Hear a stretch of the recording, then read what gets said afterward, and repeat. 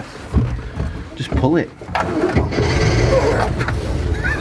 It's an old seatbelt, mate. In fact, it might be a bit brittle, that. We're on our way to Valley Parade. Not to go in there because we're too scared.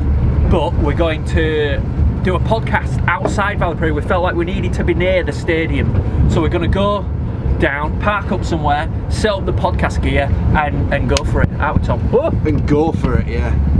We're going to talk. Yeah, it's been a while, hasn't it? I mean, I think it might have been... How long since we do a podcast? Mate, I can smell... What's that smell? It's just the engine. It hadn't ran for a while. Right. We thought it'd be authentic if we got Tom's old camper out, didn't we? Yeah, could end up regretting this decision. It could break down, which is quite symbolic, really, when you think about the state Bradford City you're in. Yeah, we had a discussion earlier that the camper van, during the cup runs, it were on Valley Parade, it was thriving, and now it is really struggling, just like Bradford City in real life, and it's ready. No, it's not ready for the scrap heap at all, actually, I don't know why I'm saying that. And much like Bradford City, something stinks. It's the engine! The engine! The engine room! The organ grinder! Oh my, we've stumbled upon something great here. It's a lovely Golf. Is that for sale? Bloody GTA! Give over! Tom is How much do you want it for that? Tom bringing his family to debt buying classic cars. Stop it! Yeah, we're a 4-car family now. Ridiculous. How many have you got? One. It's all we need. Well, that's all you can have because you can't drive it. Well, no, that doesn't make sense by your logic, does it? Because you've got 4 cars and only 2 people. You only need 2 cars at the very No, but what I'm saying is if you had 2 cars... You're driving diesels around, 4 diesel cars. You do that job for 11k a month. Yeah. Why is that the stupidest question you've ever asked? Yeah, it is. Could you not do it? 11k a month? Are you on a fucking wind up? Well, no, but it's I don't think it's easy as you're making out. I don't think it's like a blasé, yeah. Listen. We've gone through spells with Bantams Banter where we get stick, and we do it for fuck all. I mean, I know it's not quite the levels of Eddie Wright, like killing a club levels of shit that we're getting. But Some people give us a look at. Hey, all right, mate, here you go. I'll let you out. Yeah. Is it still smoking? It's from the exhaust. What? You get carbon monoxide poisoning up in your fucking window. Mine's already up. Abby says that I should get an alarm, a carbon monoxide alarm. I said, but it just be going off all the time. What I'd recommend is, if you're feeling tired, if you're feeling tired, fight through it. Don't follow the nap.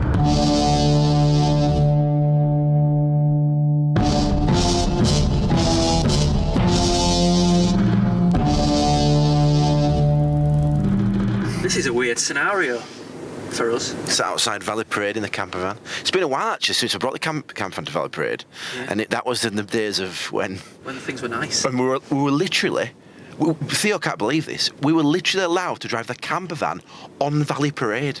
Theo's Tom's son, by the way. Yeah. But it was like, who did we ask? Dave Baldwin? Was it? Yeah. I just said, yeah, go for it. Could you imagine that happening now? There were no more games to be played on Valley Parade. No, that's true. But I still don't think it'd happen now. Hello. This is Bantams Banter, a special episode, so it's not numbered. We just felt like there's so much going on at Bradford City that we wanted to record a podcast. We wanted to get some of it on record. We wanted to go through some of your tweets. We'll go through those later. But we wanted to be outside Valley Parade to do it. Just felt like the right thing to do. We brought out the old camper van. It's not been seen since, what was it? What was the last music thing we did? That's what I'm saying. It hasn't been seen in years. Probably 3 or 4 years. It hasn't been seen here. So anyway, we felt like, because there's so much going on at Valley Parade, there's so many people talking about it on Twitter, it's all gone to shit. It's weird because out the old Bantams Banter. we thought it went to shit before, and we said, what's going on? This is the very first thing we did on the sofa in my office, and then Eddie kind of answered, and we did an interview with him, and it were all a bit better, wasn't it? But obviously, we've been sold down the river a bit, haven't we? We feel like we've been duped. Yeah, we've been duped a bit. Just dupe. But like, after that interview, it were like, we'll do more interviews, we'll do this once a month, and that just hasn't happened. Now, to be fair, the club did want us to interview Eddie again. Yeah, but we were a bit reluctant because of... They did, but it never happened. We want as if we was... Give us some dates. Radio silence. Now, this is another one of those scenarios where people contact me and not you, and then I don't tell you. But basically, they did. They wanted us to interview Eddie, and it was all supposed to happen, and I was kind of putting it off and not really cementing anything. Because I didn't feel comfortable doing it. All right. I didn't want to be like a henchman. I didn't want to be like just someone's sidekick. Eddie's sidekick, like. Yeah, but I thought you said to them that we would do it, but you need to give us timescales, and it would never, the point I'm making is they were really enthusiastic to keep doing it, and that enthusiasm just waned. I thought, whether that's from Eddie, whether it was Ryan. Well, that's because the feedback to it initially was mint. It was really good. Everyone's like, "Oh yeah, we found out what we needed to know about Eddie." Yeah. Don't worry. And I'm dodgy goings on. Not the best Eddie. What was I saying? We found out what he was about Eddie. He got great feedback. Great feedback. Everyone was like, yeah, Eddie's great. He's answered Banters on his questions. We thought our line of questioning was pretty tough. Some of them were light. We wanted to get to know Eddie a little bit more. Some of them we thought were tough. We got slagged off. Some people saying they weren't tough enough. Which is fair enough, Not fucking Donald McIntyre. But we also thought that once we'd met Eddie before the interview off camera, I felt a bit sorry for him, because at the end of the day he came across to me as just a normal humble guy who wanted to do the best for the club. Yeah. So we were like, well, let's not go down the route at this point of you hate the club, you're not bothered about the club, blah blah blah, you want to spend all the money, blah blah blah. Let's not go down that route now. Let's give him a chance. That's why we were quite nicey around the questions. Well, that's just normal human nature. Give someone the benefit of the doubt. Whereas, do you think if we interviewed him now, do you think that'd be different? Do you think you'd be more of a, or do you think it's gone back? Harder now. Do you think it's gone past that now? It's too late. I won't do it now. Yeah. There's no way. I don't want to be used as a tool to promote somebody else's agenda. Yeah. We thought, when we did that interview, we thought we were doing what the fans wanted.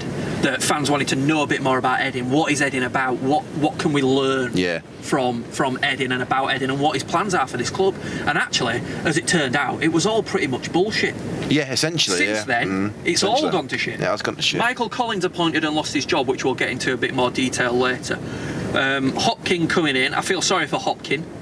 But also James Mason leaving. The recruitment has been a disaster. First to admit that at the start of the season, when we first saw the team sheet and stuff, I was buzzing. Oh yeah. Like some of those names, Scannell, Payne, had some great players. That kid, Riley from Manchester United. You thought, we've put together a really good squad here, and actually it's shit. And why is it? Because they are talented players. Yeah. And there are some players that I've been really pleased with. O'Donnell, McGowan, O'Connell. There's too many of those. Those players. O'Connor. Defenders. I don't. I know you like McGowan. I totally disagree with the defence. I think the defence has been woeful this season. We'll go into the team later though, because someone sent us an interesting tweet, Facebook message. We'll go through the message now, but someone said pick your team, and we'll go to the team later. Because for me, you look at those signings on paper, they're great. In reality, they're actually, a lot of them are actually very crap, aren't they? Really, they are. They're just not good enough for where we are. But is it the case, or are they playing like that because they know things aren't great? Is that what happens to a footballer? But or can they switch off from that? Can certain players switch off from what's going on behind the scenes? Probably not. They're probably going to leak down in it and stuff like that. So we put a tweet and a Facebook post out last night, basically asking you a few questions, asking you what you'd like to hear discussed on this podcast. First question is, if Edin is still here in 5 years' time, where will we be? Not me and you. I genuinely thought I was like, oh, that's really sweet. He's bothered about us. The club. Where will the club be? If Edin stays in 5 years, where do you think the club will be? It's a wasp. Bloody hell. It's all right. Just man up. It's only a wasp. If you stay still, it won't hurt. So I can't remember my lips. Oh, there you go. Look at this. He's on his hand. He's got up his sleeve. Honestly, League Two, if not lower, because what's happening is the money we are making, the money we're generating, I'm not seeing it getting actually put back into the club, into the actual club. Do you know what I mean? Yeah. Let's wait for this wasp to go. See ya. And if only it was so easy to get rid of a pest. Hey! That wasp was just a paid actor. Well, he played the role so well.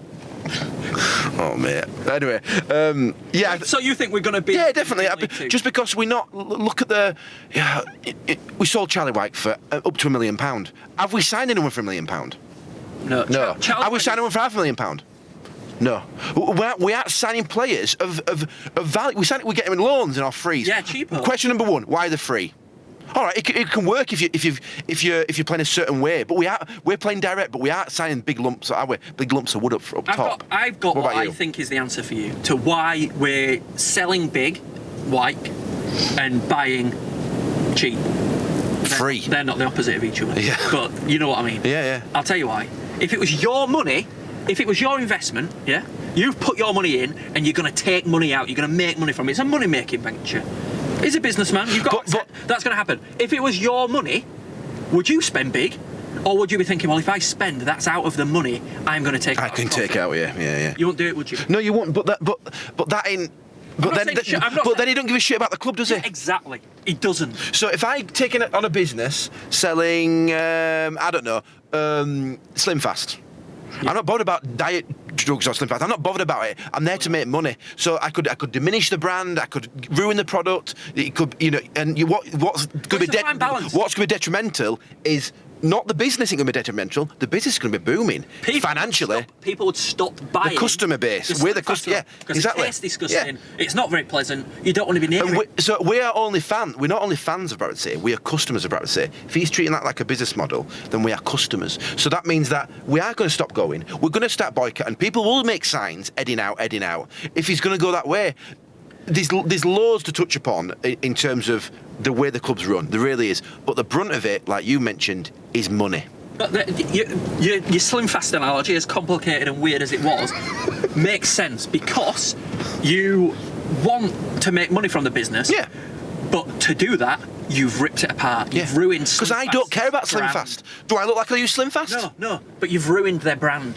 Yeah. Which is what's going to happen here. Because if you don't reinvest in improvement of the product, in making the product look fresh and new and attractive, getting new customers in, as well as the existing Slim Fast customers who are still porky but still believe that Slim Fast is going to be of benefit to them, you've got to please those people. We're those long-serving fans of Bradford City who want to be pleased. And at the end of the day, it's actually, I say we are just customers, but a fan is more than a customer. The thing is, a fan is like ingrained in the club. Fans aren't gonna, and they don't just come and go. Do like customers come and go? No, exactly. That's what I was gonna say. Like, there's loads of people on Twitter say, I'm boycotting. I can't watch this shit anymore. In 5 years, I'll be sitting on my sofa at home. I'm not going to watch that shit.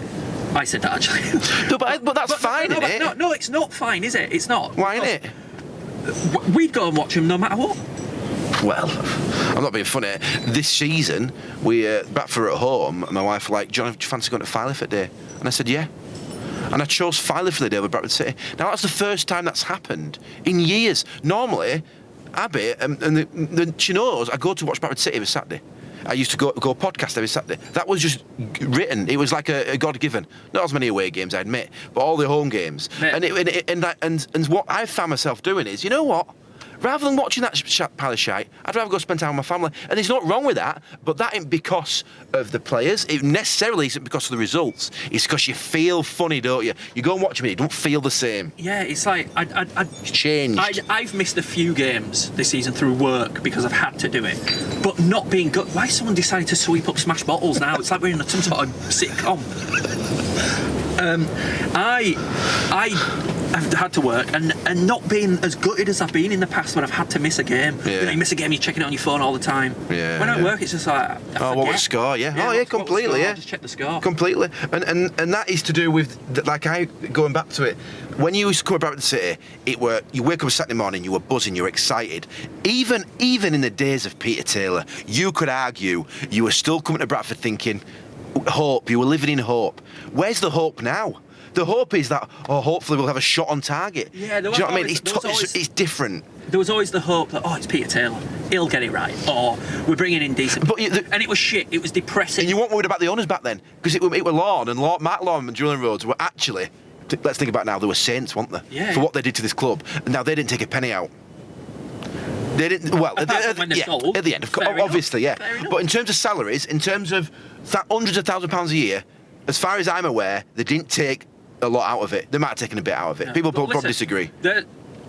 Mark Lorne was known as a bit of a character. It could be quite straight talking. It'd make people nervous. It won't be bothered about dishing out a bollocking, and he got a bit of criticism for that. I mean, I worked here and I was on the wrong end of a bollocking from him.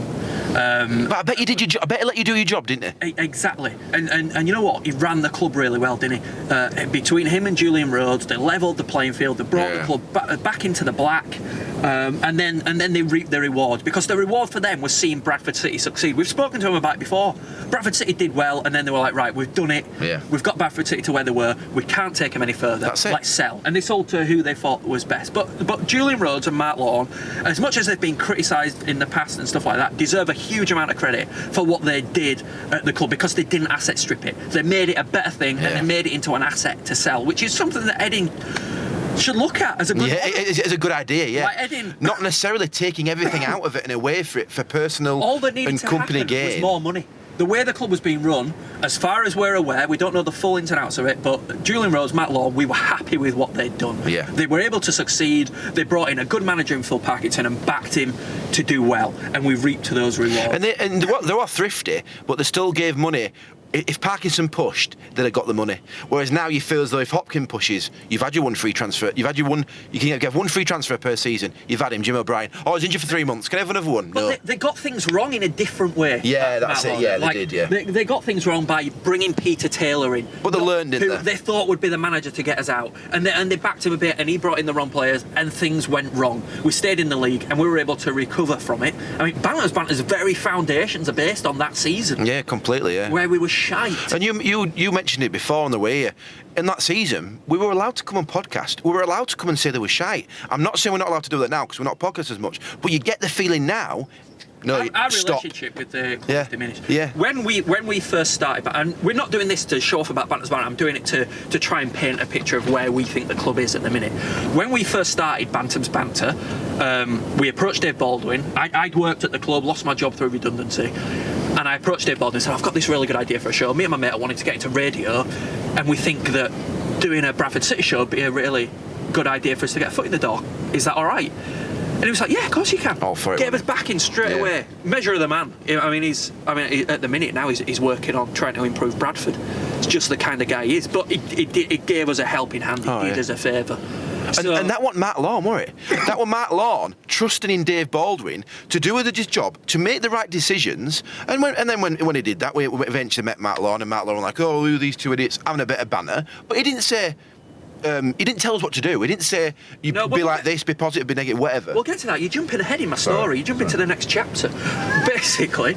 So we got that permission. We did the podcast. He heard it. He was like, "Oh bloody hell, lads, that's a bit edgy." But he let us carry on because he realised, as that season unfolded, that things weren't going so well. But the fans having a bit of a voice, being able to vent and stuff like that was quite good for the club. It was great promo, even in those early days where we were only getting a couple of thousand listens per episode. And then Matt Lawn heard it and contacted us, and we were like, oh shit, we're in trouble here. Do you remember when we came down? Yeah. And he was like, you're saying it as it is, lads. That's exactly what should happen. They are shit. They aren't playing as well as they should be. Yeah. But and then they let us carry on. So then, when the good times came, they used Bantams Banter as a tool to promote the club. Dave Baldwin was great at putting us out there in front of people. We got interviews with Matt Lawn. We were able to podcast unbelievable events in Bradford City's history. So we're quite lucky that these big moments that happen in Bradford City, we've got a record of that, a personal record of it. So we're extremely grateful. So there's a touch of bias about the way we think about the previous owners and their CEO. Of course, under those other owners, James Mason came in to replace Dave Baldwin and just carried on that work. Unbelievable foundations, more than foundations, had been made for a club that was going in the right direction. Season tickets were selling well. We had unbelievable offers for fans. We were riding on success, but not only riding on success, making the most of it, making season tickets cheaper, bringing in new fans. We know we're successful. We're going to attract fans. We're going to keep the attendances up, but let's let more people see it. Let's get more people into Valley Parade so that in the future, when times are hard, those people are still there. They're Bradford City fans. They can't help but love and come and watch the club. Yeah. That was great. I think that's ended too soon. Completely, There's just been an abrupt, fuck all that shit. And so what happens then with fans is it's like a shock, innit? It's like, hang on a minute. Well, last month or whatever, 6 months ago, we were flying out. Stuart McCall, manager. It worse, isn't it? It's like pulling a plaster off really quickly. It makes it a lot worse. Apart from it's the opposite of pulling a plaster off really quickly. It hurts a lot. It's like pulling a wax strip off hair. Yeah, exactly. Go back to Facebook messages because there were some good ones actually. Well, we digressed. Are you still going on with your story? We digressed, but I think people want to hear this stuff. Go on then. I thought you were looking at someone and laughing. Oh no, laughing at you. You and your story. But that was unbelievable. We had a really close relationship with the club then. Yeah. Now I feel like slowly that's deteriorated. It's because James Mason's gone, because Dave Baldwin went, but we would be more than willing to still help promote the club, but we just do not feel comfortable promoting what's going on. Yeah. I mean, we've mentioned it in a video we've done previously. We know a lot of people, don't we, that have worked at the club, still work at the club. We've got people who still work at the club emailing us. Someone emailed us, some rat or grass emailed us to say, oh, just so you know, Eddin's on holiday for 2 weeks. He's in Germany. Yeah. So you might want to tweet that so fans know protesting he's not going to be able to see it. Yeah. If you're working for someone, you're not going to do that, are you? Oh yeah, Eddin's great. Tell you what, I'll just warn fans, don't protest until he's actually... And the other weird thing about that sort of... Eddin had a hierarchy command. Matt Lawn telling people to do the job like he did with you. Eddin don't have that, does he? Eddin does a lot of stuff himself. Apologies for that sharp cut. The batteries ran out. So Tom, who I said put fresh batteries in. Hang on, should we tell the truth? I gave you for my office 8 AA batteries, and you've rinsed 4 of them in 5 minutes. What do you mean I've rinsed them? What a waste! It's for this project. Anyway, you've been getting in touch via Facebook and Twitter. We're going to jump straight back into the Twitter messages, is it? Yeah. So there's a lot of things to go over on Twitter. Firstly then, tweet here from Jordan. This is a good question. I just don't get the situation if Eddin does leave. As Rupp is the majority shareholder, even if Eddin backs out and takes his cut, Rupp is still the owner and can just appoint a new chairman, can't he? If the fans really want them gone, don't both need buying out? Now, there's a lot of talk going around social media that, Stefan doesn't really know what's going on. Eddin's disguising things from him. It's all Eddin. Stefan's just the silent investor. Au contraire, mon frère. Is that German? It's French. He does know, apparently. Of course he knows what's going on. He knows if he's got a lot of money invested in this, he'll know everything. And he's right. If he sees that we all hate Eddin, and there's all this animosity and dislike, he'll just get rid of Eddin and put him a chairman in. No, but would he though? Because they're pals, aren't they? Is that what he'd do? Does he realise? Well, we don't know what. Does he realise the animosity from fans? I mean, it's obviously there was that. Oh, definitely. Of course he does. There was that report with an anonymous fan in. Yeah, there were. Yeah. Who was that? Don't know. Mouthy. Can't think. But yeah, you're right. It could just be his mates. They could be like, well, if you go, I go. I don't think it will be. If he's got so much money invested, he'll want it. He's got the most money invested. He'll want the most return. You think about the worst thing is Eddin has only got how much? £200,000 invested. If he's only invested £200,000, he's probably got that back already. If the rumours are true that he's paying himself £11,000 a month, then he's got that money back already, hasn't he? He's got investment back. So if Eddin leaves next week, he's not bothered because he's got his money back. I mean, he's taking £13,000 a month out of the club, roughly. Compared to previous owners who took nothing. Compared to other owners of League One clubs who, how much do you think the owner of Rochdale takes? How much do you think the owner of Accrington Stanley takes? Hi James, how much does the owner of Rochdale? Don't know why I said Rochdale then, that was weird. But yeah, so it's not in terms of the logistics of Stefan being involved. We don't know that, but we've got an idea, haven't we? That he does know what's going on, and if there was a buyout, I'd like to think we'd buy it all out. It's worse because it started so well. Look at Fleetwood; they were on the pitch. Fans were loving it. They thought they get it. They're one of us. They understand what it means to get immersed in fandom, in being a fan. Yeah. And then it just all seemed to go. That's it. Next one. But yeah, if they were to be bought out, it's another one of those careful what you wish for scenarios, isn't it? Oh yeah, because it doesn't necessarily mean yeah. Before, when Matt Lawn and Julian Rhodes were still here. Sorry, I need to talk in the microphone and I'll look at the window. When Julian Rhodes and Matt Lawn were still here, there were loads of talk about Italians going to buy it, or there's a German consortium they're thinking about buying it. There was loads of talk about that, wasn't there? And loads of people saying, That's good, but careful what you wish for. And we weren't careful what we wish for. And look at the mess. But it could happen again if we do that. We say it's up for sale. And also, you got to think who's going to buy the club. A Qatari businessman who has got £1 billion isn't going to buy Bradford City. They want to buy the Man Cities of this world, don't they? Even if he did, it's still going to change Bradford City. Now look at Manchester City. I know that it's unbelievable for them. They've had loads of success. The fans must be loving it. But there's a bit of it that's soulless, isn't there? There's like, well, we're not the Man City. I know what you mean. I know what you mean. They're not the Man City. But then how many local businessmen in Bradford and the outer areas are just going to want to put in 5 million? It's not that, is it? It's Edding has made it perfectly clear in that DVD they did, whatever it was called. What were it? Matter of Heart. Matter of Heart. I know football. Should have been called that. Bradford City is a great investment because of where it's situated. So what we need to do is Bradford City fans, if you listen, if you're over there in Dubai or something like that, light's gone, more battery's gone. If you're over in Dubai, have a word, Try and bump into some Qatari prince. Yeah, but you're show him Matter of Heart DVD. Eddie's done all the research. What we want is someone, a buyer like that, who then don't care, who then puts in a chairman who's from this local area and says or is a City fan or has got experience running a League One club. That's what needs to happen. Anyway, next message. Well, the next one is a poll that we put out this morning on Twitter.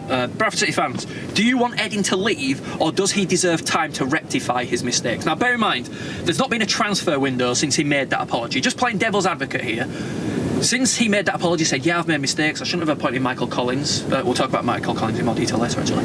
But I've made mistakes, I'm sorry for them, we're going to work on rectifying them. There's been no transfer window since then, so not that the transfer window is going to make a massive difference, but anyway. What's going to happen in January? Is Santa Claus going to bring a bag full of players? Because when January... Where's the money coming from in exactly. January? Yeah. Everyone says when January comes, we're going to sign all these amazing players. Everyone's going to live in hope in January.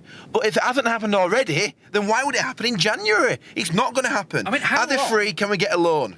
They're the two criteria. How much is he going to cost me? Sponsors have pulled out. There are sponsors that are not happy. We know, we've spoken to them, all right? So there are sponsors that aren't happy with what's going on at Bradford City. So there's less money going into the club. Edding's then taking 13 grand a year out. Rumoured, there's absolutely... Hang on, a month? A month. There's no proof. There's no proof in that. I'd be happy with 13 grand a year. We've heard it from Reliables. That's... Reliables? Sounds like a band. The Reliables. That's the case, okay? So if he's taking that money out, we're losing money, aren't we? Surely.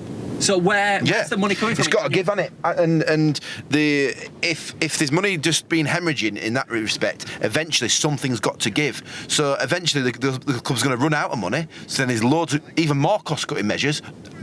We've already seen these cost-cutting measures. Staff going left, right, and centre. You know, there's 2 broken lights on that sign over there. Bradford City AFC. The FO. How long have they been broken for?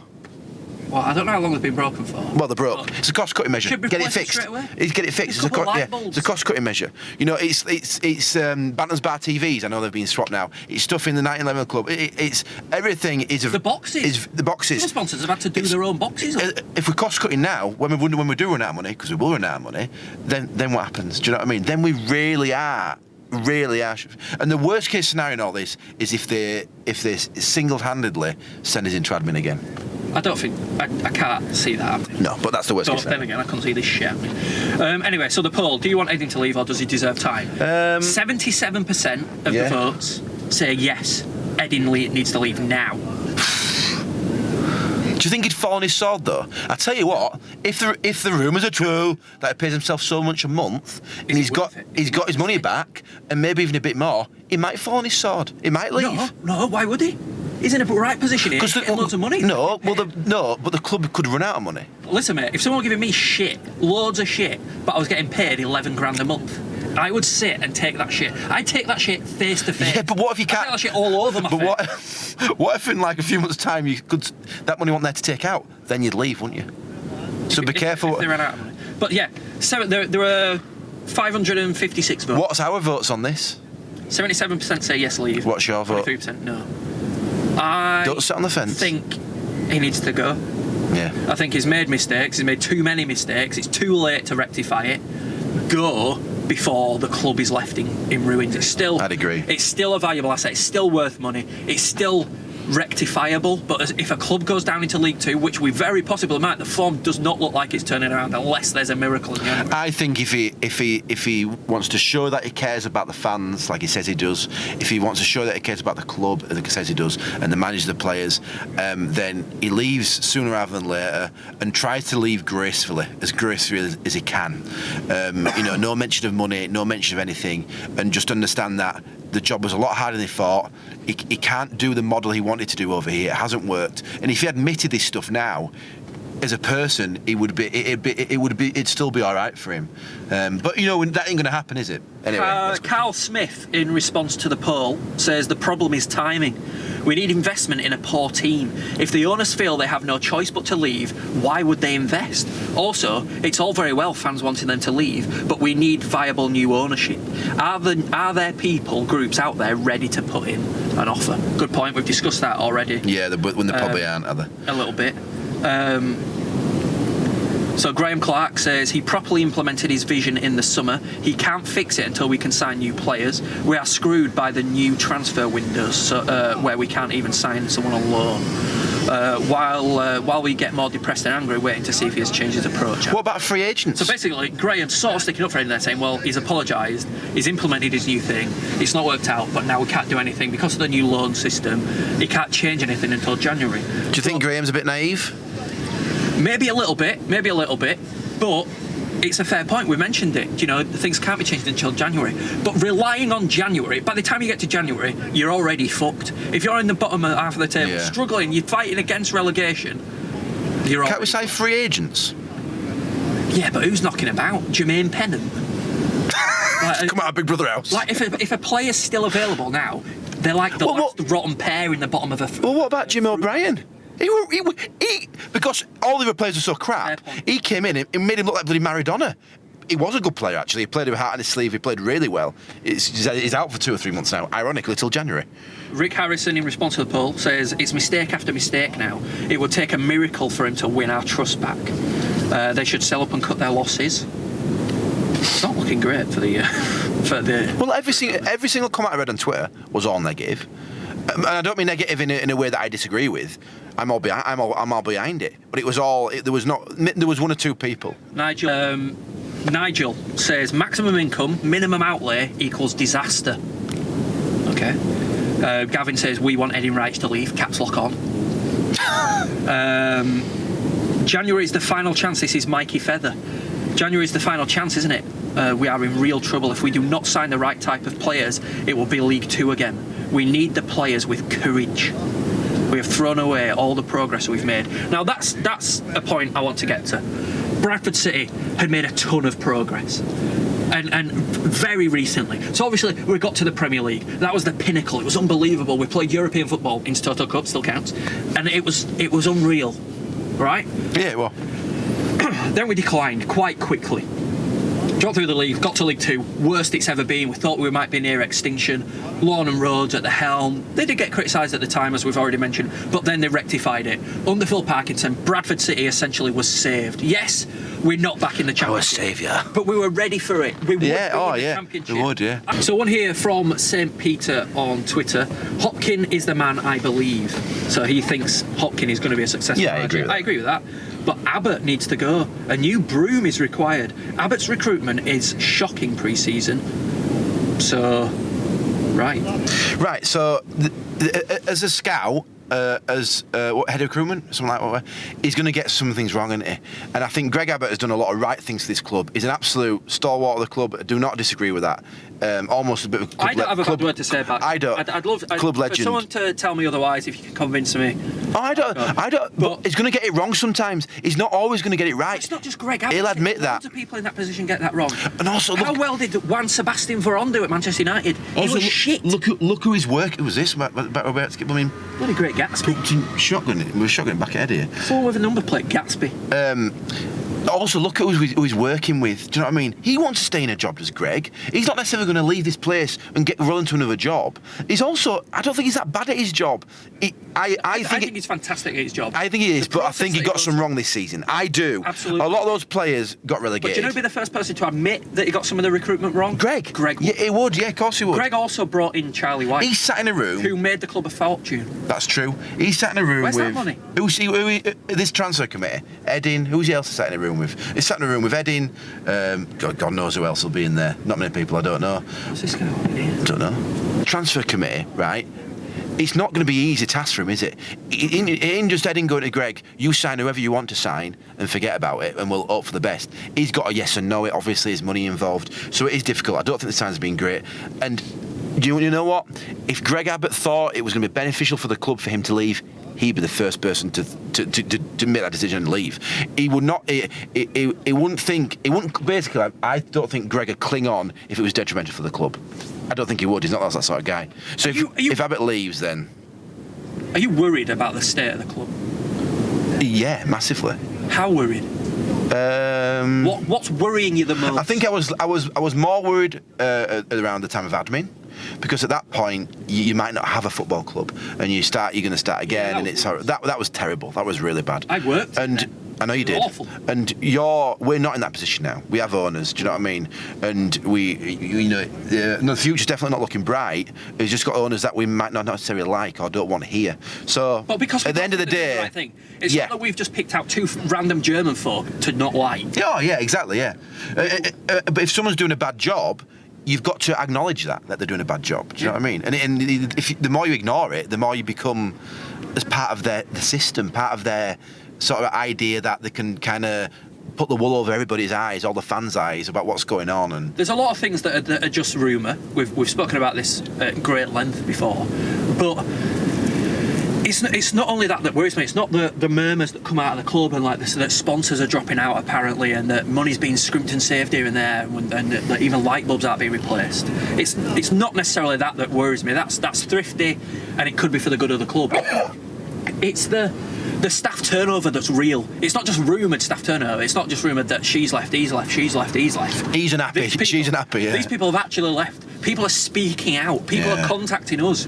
People are telling us things about the way the club is being run from the inside, and that is not good. No, that is not good. Because people that work at a football club generally are fans of a football club. Pay is not always what it would be in a similar role in a normal business. You do it because you love that football club. Yeah. You want to get behind it. You'll do anything. And there are going to be staff in there that still feel like that. Staff in there that say, I'm doing this because I love working at Bradford City. I don't care who the owner is. I just want to be associated with the club. I love being able to go and tell my friends, oh yeah, I work at Bradford City. Some people are like that. Is that important? When I worked here, I can fucking shut up about the fact that I worked here. Exactly. And I just had a skivvy. So do you think that's important then for them people to still be involved in the club? Yeah, so that we have some real fans. The heartbeat of a club should be its staff. And it's not just the staff that managers. I mean, the manager's a different story, because a manager, you need somebody who's talented and who knows football, who can improve a football club. Yeah. Stuart McCall, really unusual scenario, because he was a club legend, knew the club inside out, and that's when the fans felt like the closest to the club, you could say. Yeah, of course. It's not only those people. It's not only getting the right manager. It's not only the chairman, but it's the ticket office staff, kiosk staff, club shop staff, those staff, reception staff, player liaison, people that work in the community, all have to love the club, because if they don't, they're not doing their job well. That's it, exactly. Yeah. Well, that's not true actually. Some people will do the job well, but they're not doing it in the way that you want that job to be done at a football club, with heart and passion. And I suppose the flip side to this argument is you shouldn't be employing people just because they're fans of the club. Absolutely. Because they might be crap at the job. Even if they've got remotely significant. I'm not saying we're doing that. We are actually doing that, are we? Running a football club, I think in some cases we are. I'm not going to. Running at a football. Everyone that I've spoken to, they all spot Leeds United. Yeah, there's a lot of Leeds fans working here now. Yeah. I worry when you don't have those people, because Bradford City's always, and I know that like big clubs like Man United and stuff, a lot of those people aren't going to be fans, but you look at the people they're like. That Man City documentary that was out, who was the character everybody loved, Kitman. everybody knew? The Kitman. Kitman. Who was Manchester born and bred. Yeah. Because you need those people. Yeah, do not underestimate the power of those people. Dave Baldwin was one. James Mason was one. Stuart McCall as a manager. Oh, God, again, a rare thing. Don't mention his name, I can't. Mick Lamb, ticket office, Bradford City fan. He used to go and watch it with my granddad in like the 70s and 80s. He's been knocking about a long time. Mark Harrison has worked at the club since he was about 14. He's club secretary now. Which is brilliant because we love Mark. And actually, if you're going to pick anyone who's currently at the club to be club secretary, for me, he'd be top of my list. And his media background and all that, or whatever. But it counts for a lot. It really does. And he's been here years. Knows the club inside out. Travelled up and down the country, seen the success, the bad stuff. And do you know what? When they ripped the cop down and pulled the letters out, he found the letters in a skip, took them home. That's my type of Yorkshire. Right, yeah, that'll do.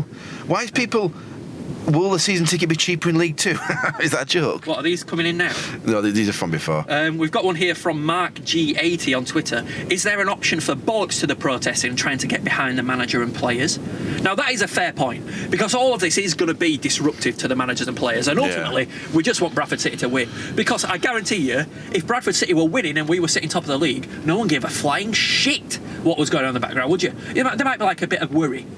But no one would be doing this. But it'll be unlikely, won't it? And because it's going it'll be unlikely that you have a background to the club that's this sort of... How can I word it? Rotten? Yeah, there's a bit of rot in there. Dodgy, bit of dry rot, bit of woodworm. And also be successful. Very unlikely. But yeah, you're right, there won't be. It's like your chain is only as strong as its link. There's actually an option... I like it. There's also an option to protest against the owners, but support the team. You can do both, can't you? Yeah. But on a match day, I think what you're saying is you want to avoid the animosity. What are you, Dom? Are you placard, or are you... Oh, I can't think of something clever to say. Well, I think listeners of Bantams Banter will know fully well I'm a mouthy in the stands, but I would not be caught dead walking around with a fucking placard. No way. Why not? Because I just... Are you gonna get a few months? Is that going to make a difference? No. Like if someone started saying stop doing Bantams Banter and started placarding outside the van right now, would you stop? Yeah, would you? I succumb to peer pressure massively. It's not peer pressure, is it? Any sort of pressure. Keep talking. I'll get Facebook messages open. We should really talk about the can you ask messages about the club and the players? Because we'll go on to that now, I think. Since the club and players were mentioned there, and about supporting the manager. 100%. You should support the team, because no matter how shit you think the players are, no matter how shitty City are doing, you need to support the team. I mean, there are some loyal fans, few hundred proper loyal fans who are travelling everywhere. Yeah. Despite the fact they know we'll probably lose. So David Hopkin then, totally right man for the job. I love the guy, absolutely love the guy. He's brought passion, he's brought a spirit back to the team. But why is it not working? Why can we not win games? Why can we not shoot? Why can we not have shots on target? Well, that's literally over our own game, don't we? We didn't have a single shot on target. We're the worst in the league for that. We've only... have we scored 6-7 goals we've scored 12 goals in total. Only 6 or 7 of those have been from actual football. The others have been penalties. It's unbelievable. Or free kicks. So what? And there's only so much Hopkin can do. He obviously wants to bring a style of play. He can't bring that style of play because we don't have the players to suit that style of play. So what do? Work with the players you've got. So what does that tell you? It tells you all the players are shit. They're shit. Not all of them. Well, they are. I think so. I think our keeper's class. Scannell's all right. Scannell's all right on his day. Jack Payne, yeah, probably. Jack Payne, brilliant footballer, brilliant feet. I think O'Donnell's done well, keeper actually. I think he has. But the reason I think he's done well is because he's had loads of shots peppered at him. He's got the opportunity to do well. Do you remember Fantasy Premier League when Bradford were in the Prem and Matt Clark? It was like the stats in the newspapers. Matt Clark was always top goalkeeper. Yeah, well, because they were getting peppered. You know what? I take that back about them all being shit. I'm thinking about it now, and there is some good ones in there. I think the problem we had is we were signing players with the promise of them being amazing. Joe O'Reilly being I'd encourage everyone else to be rational. Kelvin Mellor, yeah, I need to be rational. Mellor as well. He were promised. He's well shit at the club, but be rational about the actual football. He were promised as being an amazing player. For me, I ain't seen enough from him. I have not seen enough from Kelvin Mellor at all as a fullback. Overlapping, midfield, Akpan and right. Chickson's had an appalling start to the season. Akpan's been injured, to be fair. Yeah, he has been injured. And he looked all right, did Akpan. But Josh Wright... I think we all know why Josh Wright was made captain, don't we? Because we all know that Mickey Collins, he loves a bit of towie. You're probably right. But I didn't think anybody would make... And I like Nicky Law, but he got a lot of stick for playing sideways. I didn't think anybody would make Nicky Law look like a forward-passing player. He's been doing all right, Exeter, as well. I know. Right, let's get to some of the Facebook messages. Someone's put, how can we have a crap shirt maker like Avec and not Nike, Adidas, Puma, or even Umbro? Well, And I'll tell you why. Ridiculous prices. I'll tell you why. Because, by all accounts, New Balance are on the table. But we were left to the last minute. Yeah, So the story is that we could have got a new sponsor. It was all left to the last minute. Kit maker. We spoke to other companies. Another company contacted us, actually, didn't they, about making retro shirts. Unfortunately, their samples were dog shit. But they want dog shit. They've been talking about the club, about making the club kit as well. But basically, it was going to be changed, New Balance, whatever. But then the deal was all to, I don't know, it was all up in there. It didn't get sorted out quickly enough. And then it turned out we just had to order it last minute from Avec. And what you see is what you get now. That's it. It is quintessentially the worst kit I've ever fucking seen in my life. It's not the worst kit. No. It. It's a nice football kit. Nope. It is a nice football kit. It is not a Bradford City football kit. It's not. That's my argument. I think Avec make great kit, and the sizing is perfect. There's nothing wrong with that the training gear. I think is extremely reasonably priced. Oh yeah, kit you've got to charge. The way the shop's changed, the way the Bradford City shop's changed is actually brilliant. I mean, it's not Bantams Banter.store, but it's all It's right. brilliant, and we've had productive meetings with them, which is great, and they've been really receptive with us. You say productive? What's happened there? Kind of productive, are productive, but they've been really receptive with us, which never happened before. The fact we've got the club shop back, that's one actual positive to see out of this whole season. So that, aside. Anyway, carry on. We didn't want to I go digressed. too much about the kit, but it's just I think that kit is the reason for all this shit. I disagree with Dom. Kim Brown, we as fans of Bradford City do not and will not accept what is happening to our club. Will Reich accept responsibility for the implosion of the club's solid standing as a top League One club with what was the largest amount of season ticket holders? If he can honestly admit that he's responsible, then he would be willing to listen to realistic offers to buy the club. Now, Kim, I see what you're saying, and it does look like it's Eddie that is responsible for this, but we are still in League One and it's rectifiable. And his summer plan, shit as it was, there's been no time to fix it. So what do? Do we give him until January? But then again, like you said, what's going to happen in January? Yeah. Santa comes and sprinkles a load of pound coins everywhere and says, buy someone with that. Yeah. And who's going to be available? Players in January have so much more money as well. Time is not the way to solve this issue, is it? The way to solve this issue is to get the players playing in the right formation to the best of their ability. That is the way to solve this issue. To scrape through victories, to win victories on passion alone, to get 3 points on passion alone. That's the way we're going to stay up this year. It's not by signing players in January, I'm telling you right now. Brad Marsden, with the club moving toward performance-based contracts for the playing staff, I wonder if Mr. Reich's own salary is similarly structured. I mean, to be fair, he could afford to lose a few grand off there and still be going home, skipping all the way. So I'm just trying to get a gauge of this. Stephen Robinson, he says, in your last video, you said you knew things you couldn't repeat. Well, you're not interviewing Edin Reich again. James Mason hasn't left, so no one to upset.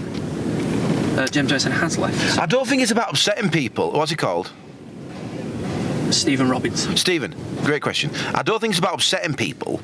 I think it's about, at the end of the day, me and Dom don't want to get sued.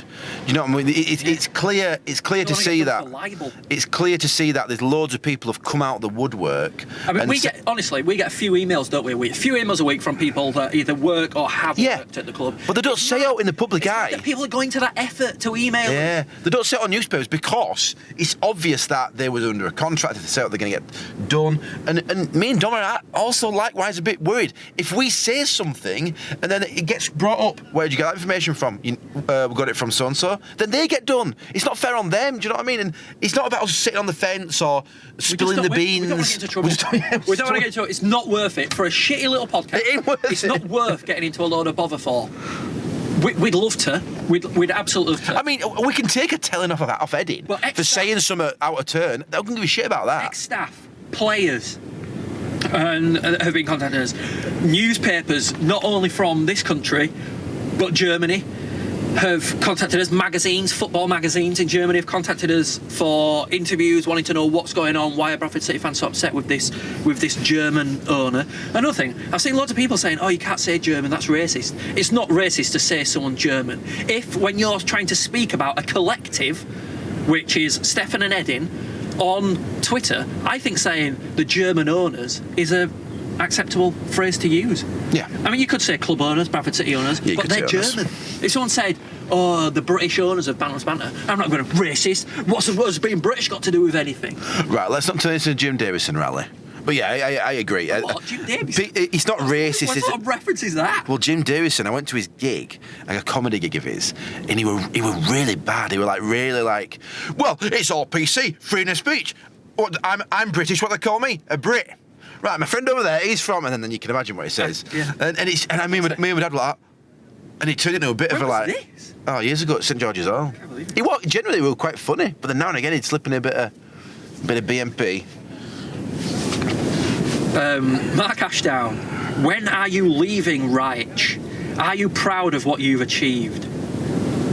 Well, when I did. I don't think pride's a thing with Edin. I think Money. I think money plays a massive part. Most people, it's probably. And I think motivated he's by money. thinking he wants to be successful, so then if you are successful, you can potentially get more money out of it. That's probably the top and bottom of it. We'll get back to a couple more bits from Facebook in a minute, but Tom, I wanted to ask you, in fact, let's have a break. Yes, Dominic. Michael Collins.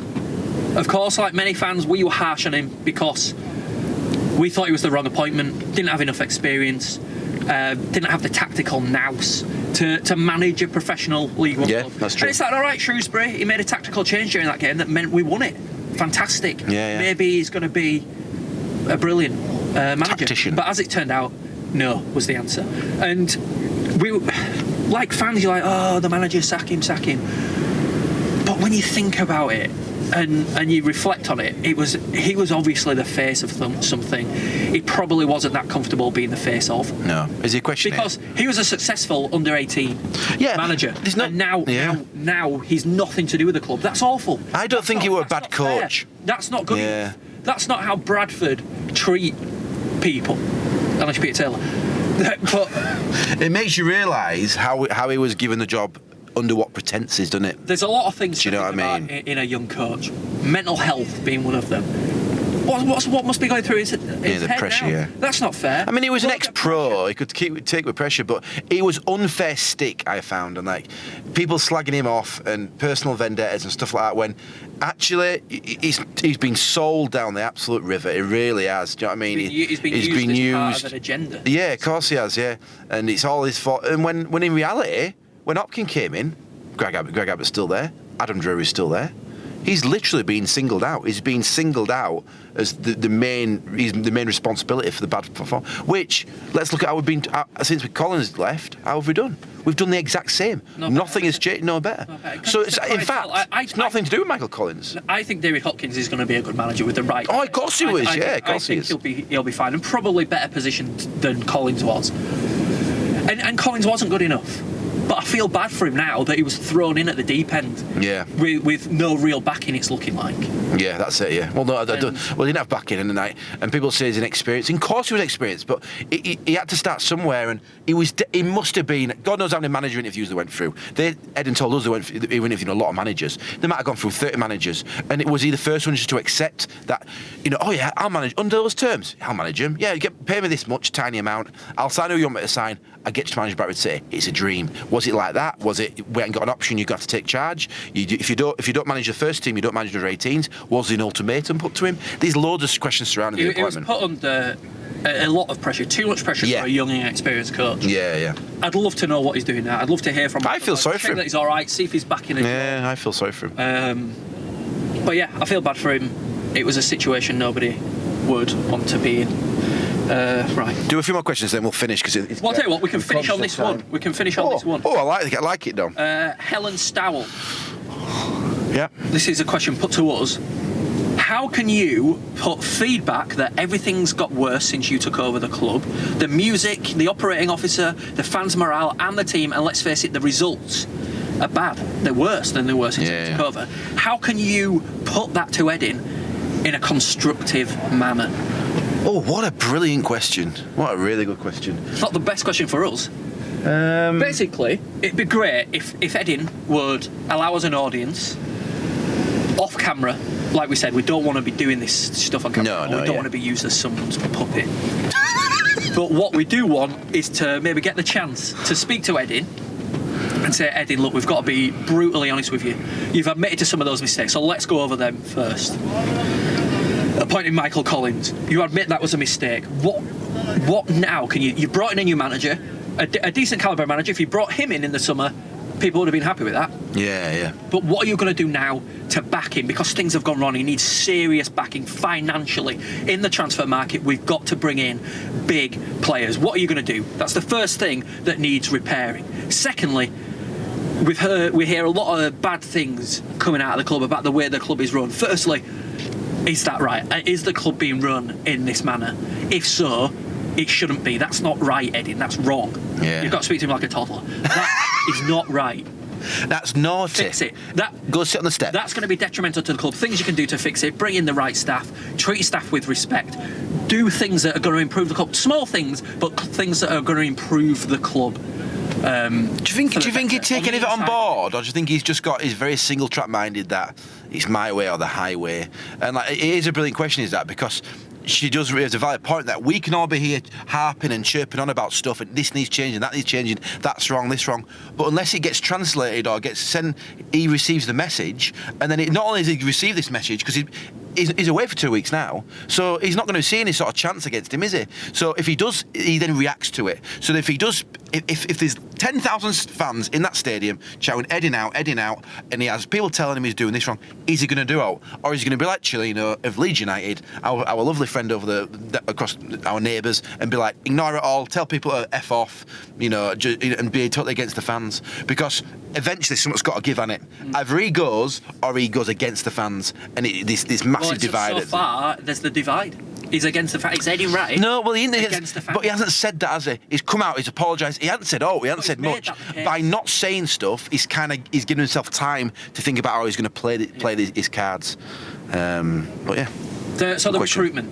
That hasn't been great. The players. I thought that was the last question. Do you want me to make me work? No, it is. That's what I'm saying. This is all part of it. How can we put it to him constructive? Oh, sorry. Yeah. Are you still on this? Oh, yeah. Sorry. I apologise. Recruit the players. What are you going to do in January again? Money. The money that is supposedly taken out, the money the club's making needs to be put back into the club. You can't expect free transfers, loan players to get you out the league. It does happen now and again. I'm not saying it doesn't happen, because it does happen now and again. But you look at the big teams that have won these leagues, the Blackburns, the Wigans. These are spending money. Even Bolton, do you know what I mean, for Christ's sake? Millwall, these were spending money. And I don't mean millions of pounds. They were buying... Yeah, I mean, similarly, we don't want to bankrupt the club in that way. No, we don't. But you've got to speculate to accumulate as a business. Rid of your best players, Charlie White wanting to leave, by the way. But if you're getting rid of your best players for a decent amount of money, you've got to reinvest that money in a player. Doyle, fantastic player. He's great. He's got the calibre to score goals in this division, but the players around him are just not. It's the system. The players in the system don't suit him. It suits George Miller because he's running around like an headless chicken because there's no one else up front with him. And actually, George Miller again is a brilliant player, but he's playing by himself. He hasn't got a big guy up front to win the headers again with him. So it's all in vain. I had a dream of a night that James Hansen came back and Naki Wells on loan. I thought that. Oh, mate, can you imagine? Can you imagine if we'd gone back on loan? I know people say, what's that, James Hansen? He was. But imagine that. See that goal for Wimbledon? Just to get him and Wells back up front. I think I'd cry. Anyway, the Christmas jumpers are back on sale. Head to bantersbanter.store. There's loads of great stuff in there. Phone cases, personalised. I can't believe you ended on Santa that. sacks. We're talking about all this money and finances. Loads of stuff. Bantersbanter.store. And one day, me and Don might buy the club. There you go. Buy enough jumpers and we soon will be running this club. Please bear in mind the new address, bantersbanter.store, because some clever bastard realised that we forgot to renew bantersbanter.shop and bought it. So that they could try and exploit us, but we weren't having that. So kudos to them. Stores like shopping it. So bantersbanter.store for all of your claret and amber goods. That's so bad. Oh, and no matter how bad you think it is at the club, it's much worse. It is, he's right.